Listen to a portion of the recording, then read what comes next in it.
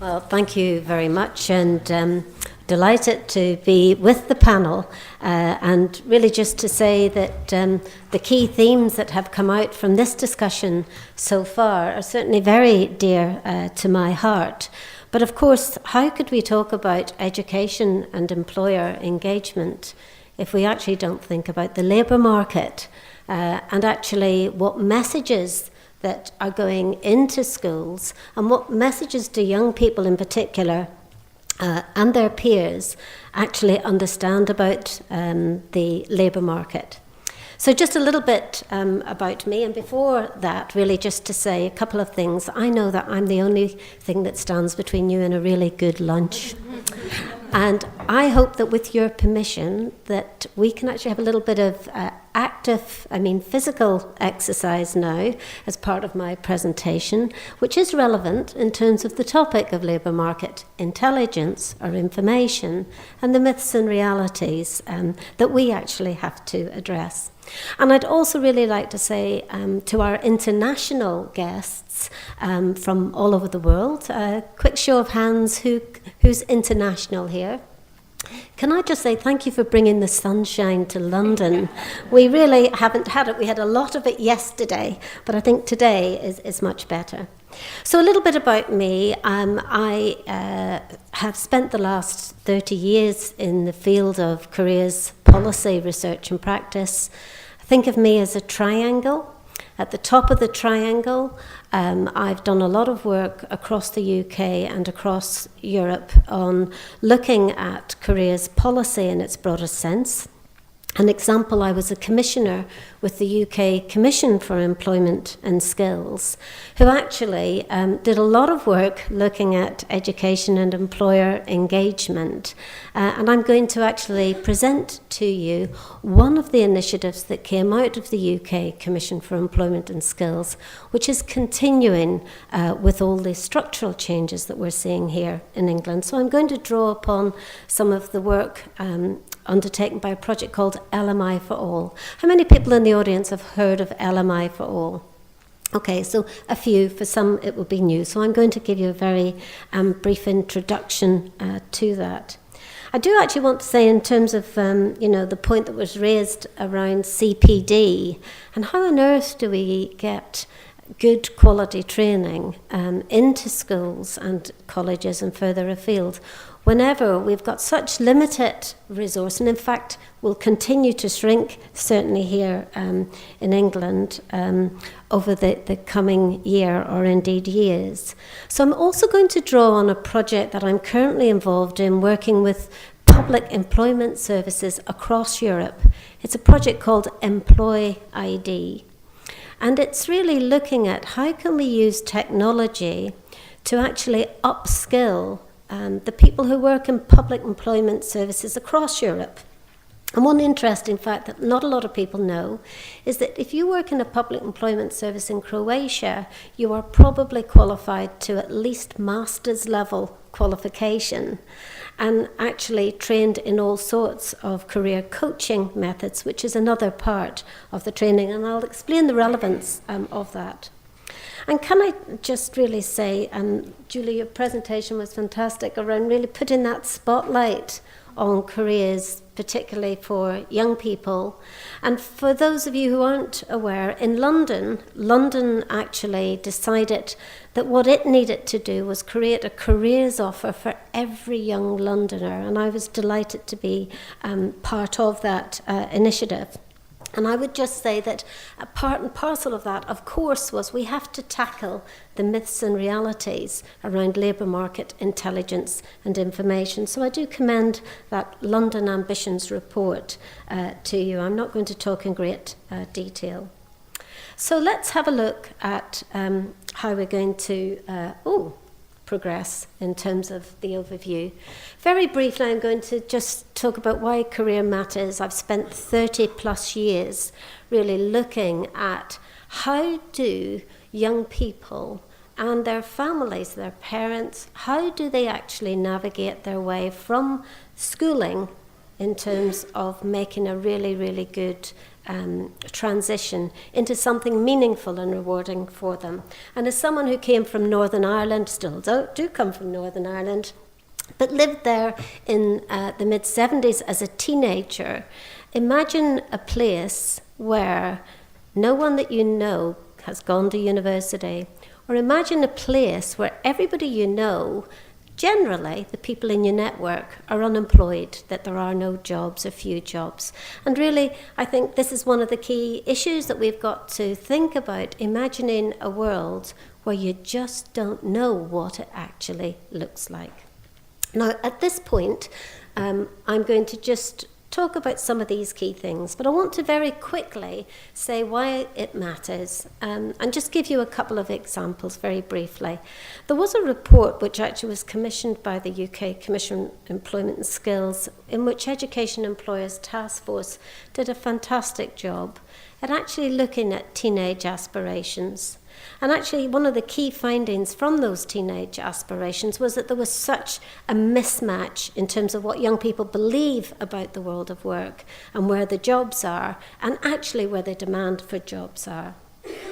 And this is really important, not least that we start very early in terms of having career dialogue. But here is a really shocking fact that people who are here in England, from England, and I know we have people from Scotland, Wales and Northern Ireland as well, but in England a typical student faces debts of over £44,000 at graduation.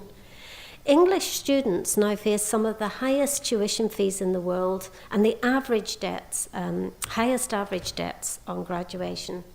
And our previous Prime Minister actually set up a ministerial task force to help businesses to create these new jobs that will be required to actually achieve full employment.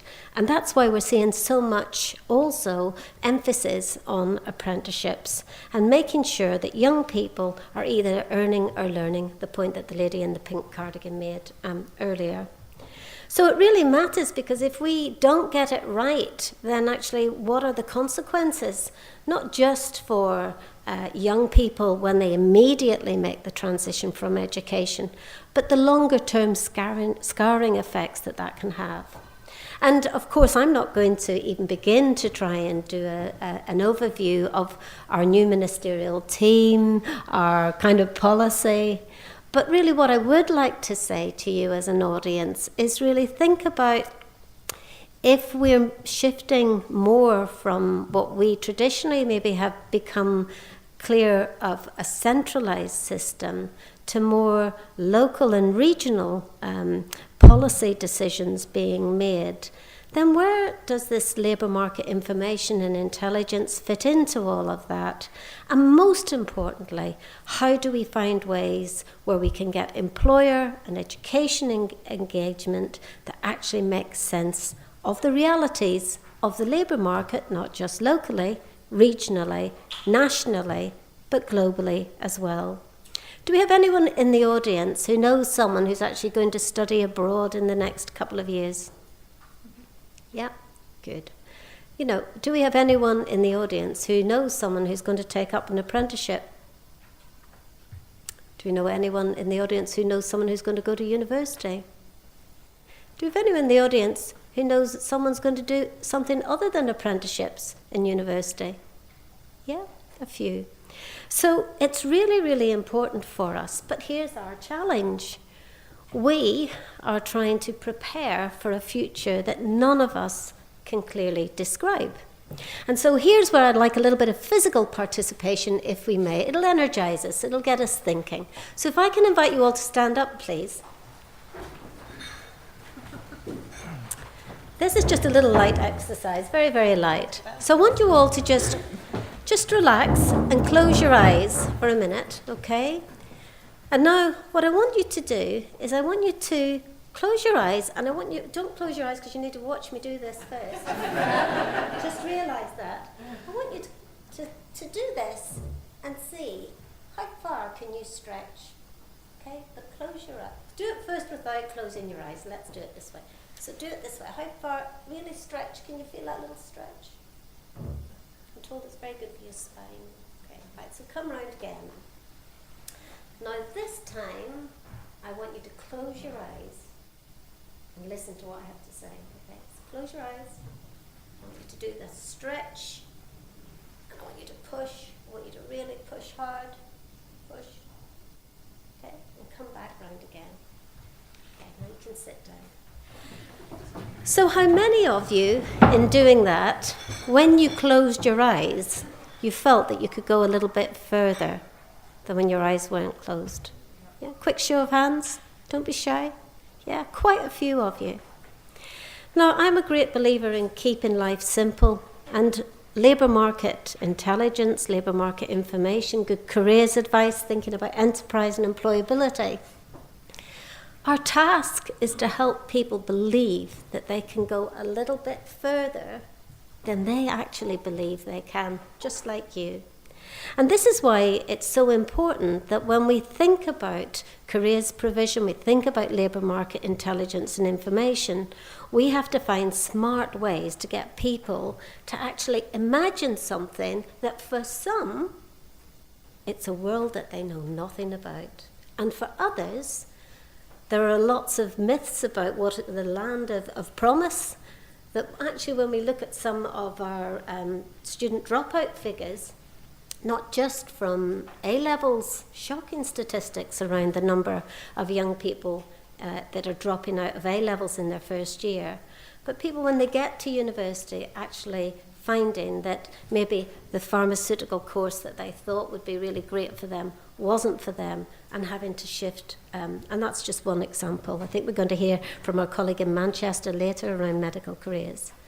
So here's my key point really here, is that we have to help young people understand really what the world of work is like. And for some, indeed many, have no experience of that. So really what we have to do, and this is what we've been doing at Warwick University and the Institute for Employment Research, is to actually look at how can we help people start off and get to the finishing line knowing that they've all got barriers of some sort, hurdles that they have to actually get over. And one of the key things I thought would be useful would be to invite you now for one little second, have a pen and a piece of paper, and just have a little think about a job title that might be a job of the future that not a lot of people would know about. Just keep thinking about, no right, no wrong answers here. Think about a job that might exist in the future that not a lot of people do at the present time. Again, it's not a test, very quiet. We've got Ofsted in the room here. Right, let's go. Okay, so have you got an idea? Anyone want to share their idea of a job maybe in the future? Yeah, the lady here. Human tracking chip developer. A human tracking chip developer. Oh, that sounds exciting. Thank you. And maybe just say who you are, because it'd be a good chance for you to all network at the conference as well. Anyone else got any other thoughts or ideas? Job of the future. The lady here? Yes? Uh-huh.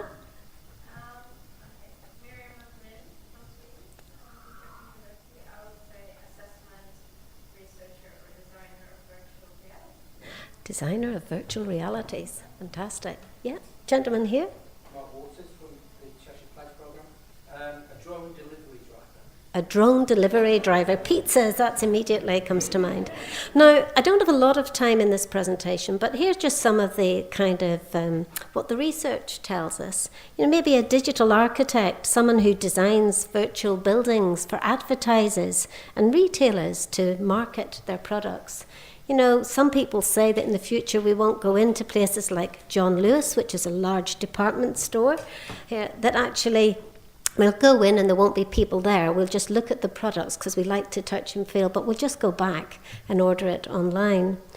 An elderly well-being consultant. We know for sure that we were in an aging population, and we're part of it, certainly I'm part of it.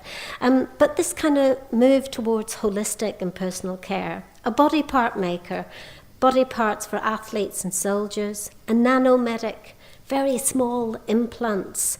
A vertical farmer In the Netherlands, we saw recently a big warehouse where actually farming was taking place vertically rather than actually us thinking about farming in fields as we know it.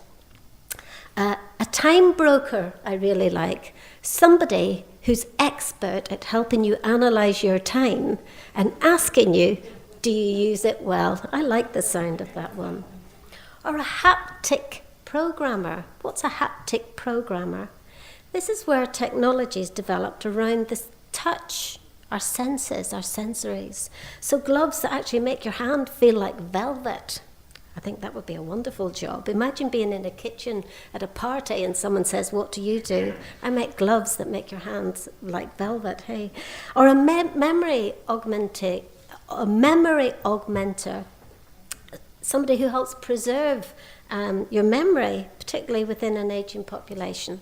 So you get the drift around the challenge, the myths and reality. Do these jobs exist? You know, who's going to do these sorts of jobs? And indeed, there are many more. So if you're an educator, if you're someone who's actually strongly believing that we need to give more young people and indeed adults a better start in life, we've got to keep more people switched on to learning. That's why employer and education engagement, or vice versa, is so crucial.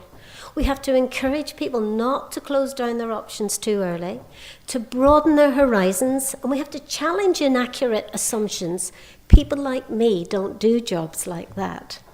And we have to, most importantly, create relevant experience and exposure to the world of work. And over the last few years, working with my colleagues at London Ambitions, we have been saying we should not be in a place where at the age of 16, young people have no experience of the world of work. The longer we leave it where that disconnect occurs, the more difficult it is for both parties, young people and indeed employers. So you might want to follow us on hashtag 100 hours, where we're saying more young people need to get experience of work by the age of 16. And I say that in terms of maybe talking to someone who does a job like that, the sort of things that the task force here have been doing. Now, just very briefly, I want to now take you into sort of thinking about the technology and thinking about LMI for all. So there are all these different data sets, and what we're finding here in the UK and indeed internationally is the use of open source data now. The technology allows us to do so much more than we've ever been able to do.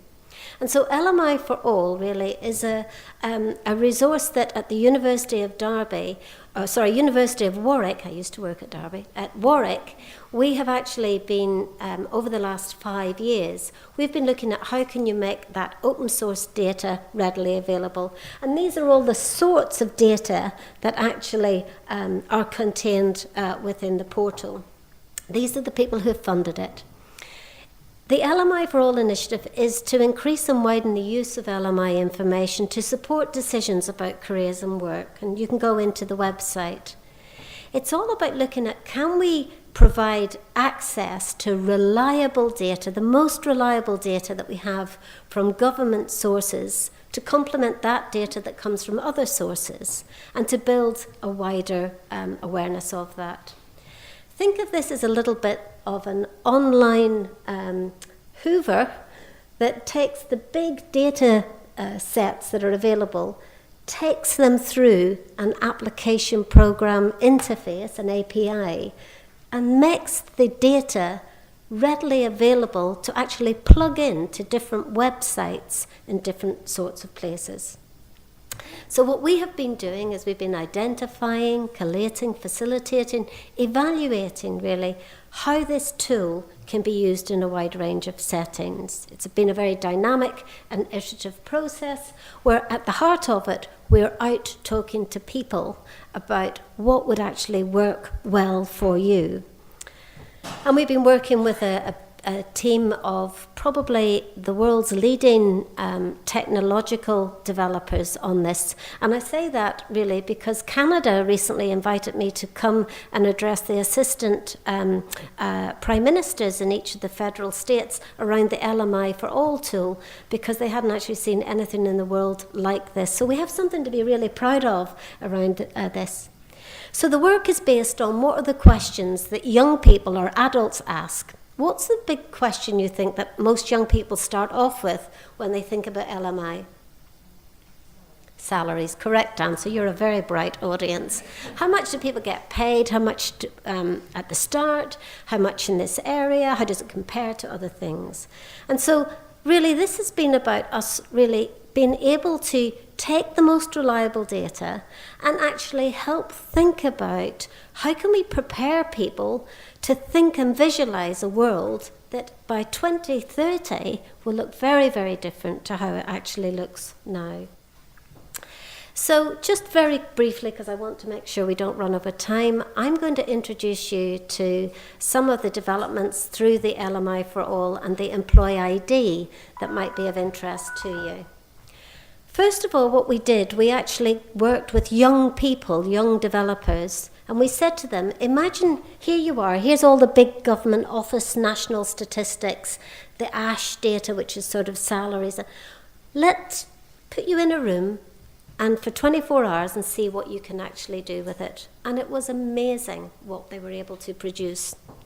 So I'm going to give you a few examples of apps that were developed, part of a competition that actually has helped push the boundaries around how can we make LMI much more accessible and address the myths and realities. So Job Happy, first of all, someone called Harry Jones. I've given you the link to the YouTube website where you can actually see this. But we're actually looking at how you can, a little bit like TripAdvisor, how you can star certain jobs and how you can actually link it in to the data that's available around the type of salary and actually the location as well. Of course, there are lots of different ways in which you can use the data. Hot Jobs, the mobile app, again, is, where are the catering jobs most needed at the moment? And of course, as human beings, we're all a little bit quirky, aren't we? Some people might say, well, let me have a look at the data in the context of crime statistics. For example, another really good one to have a look at is something called Pinpoint, which was actually pinpointing where are the vacancies and actually then looking back at recommended vacancies and actually thinking about matching it to qualifications. Now, it's a very quick whistle-stop tour of this, but just to really encourage you to go online to YouTube and look at these videos because you'll see them coming alive. One of the interesting developments has been to develop something called Careerometer, which is a widget development. And this is something that you can actually plug into a website. And again, I would encourage you, if you have a website, go home and try it. See, can you actually plug it in? Because one of the key things that I personally believe passionately, as do my colleagues at Warwick University, is can we not move to a day and age where every school has a widget that's plugged into their school website that streams the information LMI in, that teachers and young people and parents and governors could actually make use of? And actually, there's no reason why we couldn't do that. The technology is indeed there. So again, in your packs, you've all got one of these. So I need to finish really, and just to say that the widget is freely available. Do have a look at it and do give me feedback as to whether you feel it works for you or not, if there's areas for improvement. There's something called I Could, which was a company that started off making inspirational videos for young people, hear about what other people think about their jobs. I could realize that if you just get somebody to talk to someone else about their jobs, actually that's quite narrow. And what you need to do is complement it with wider information. So they have used the LMI for All resource. Here in London, Skills Match London used the LMI for All tool to help underpin their own skills match London resource with different ways in which you can go into it. So I mentioned, and this is my final point, I mentioned this European project, and it picks up on the point the lady from Teach First said, and actually the point Adrian made around CPD. I'd like to really encourage you to think about the technology and how we can actually have CPD using the technology in a way that actually is very cost effective. And just one practical example, in the public employment services across Europe, we have been looking at using the technology for peer-to-peer coaching. And at Warwick University, this is something I'm very keen to do with young people, which is the peer-to-peer coaching using the technology to build up your knowledge, really, of reliable and good information. And I've given you the link. So finally, where next? Well, can you imagine a time when you might come to a conference when you're 80, pitching yourself when you're 80, and a hologram presents itself, and you say to the hologram, tell me about the jobs that exist in Exeter around this postcode in this particular area. We're not far off, and the team that we're working with are actually looking at all sorts of future ways in which we can use that. So thank you very much for your time.